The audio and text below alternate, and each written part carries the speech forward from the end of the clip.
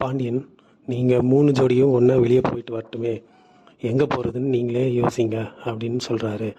மயில், நாங்கள் சென்னைக்கு போயிட்டு வரோம். பாண்டியன், எல்லாருக்கும் ஓகே தானே? எல்லாரும் ஓகே சொல்கிறாங்க. கோமதி பாண்டியன் கிச்சனில். பாண்டியன், சந்தோஷம் தானே உனக்கு? கோமதி, நான் எதிர்பார்க்கவே இல்லைங்க, ரொம்ப சந்தோஷமாக இருக்குது. பாண்டியன், நம்மளும் கோயிலுக்கு போயிட்டு வருவோம். கோமதி, சரிங்க. மயில், சரவணன் ரூமில். மயில், உங்களை சந்தோஷமாக பார்த்ததில்ல. சரவணன், அப்பா எல்லாரையும் ஒன்றா போயிட்டு வர சொன்னார்ல.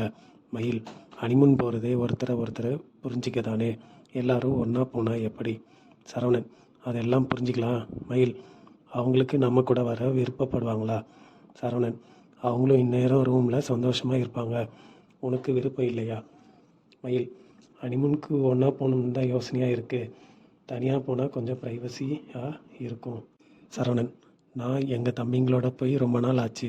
சின்ன வயசில் போனது, இப்போ தான் ஒரு சான்ஸ் கிடைச்சிருக்கு. சரி, தூங்கலாமே. மீனா, செந்தில் ரூமில். செந்தில், என்ன கனவுல இருக்கோமா? மீனா, நிஜம்தான். மயில் ஏன் சென்னைன்னு கேட்குறாங்க? செந்தில், சென்னை வெயில் கொளுத்துமே, அப்பா எதுவும் வேலை கொடுக்கக்கூடாது. அண்ணன் ரொம்ப ஹாப்பியாச்சு, அண்ணனுக்காக தான் போகலாம்னு இருக்கேன். மீனா, எனக்கும் அப்படி தான். மயிலுக்கும் எனக்கும் செட் ஆகலை. நம்ம இந்த பிளானில் இருந்து கலந்துக்கலாமா? செந்தில், கதிர், ராஜி. மீனா, அவங்களும் இப்படி தான் யோசிப்பாங்க. செந்தில், அப்பா கிட்ட நானே சொல்லிக்கிறேன். ராஜி ரூமில். ராஜி யோசனையில் இருக்காங்க. டியூஷனுக்கு எப்படி லீவ் விடுறதுன்னு. கதிர் வராரு. ராஜி, உனக்கு போக ஆசை இருக்கா? கதிர், அண்ணன் அண்ணி கூட போக விருப்பம் இல்லை. உனக்கு? ராஜி, எனக்கும் தான். கதிர், அண்ணன் அண்ணி என்ன முடிவு இருப்பாங்கன்னு தெரியல. நான் அப்பா கிட்ட பேசுகிறேன். ராஜி, நான் வெளியில் போய் டியூஷன் எடுக்கட்டுமான்னு கேட்குறாங்க. கதிர், இப்போ மட்டும் பிரச்சனை வராதா?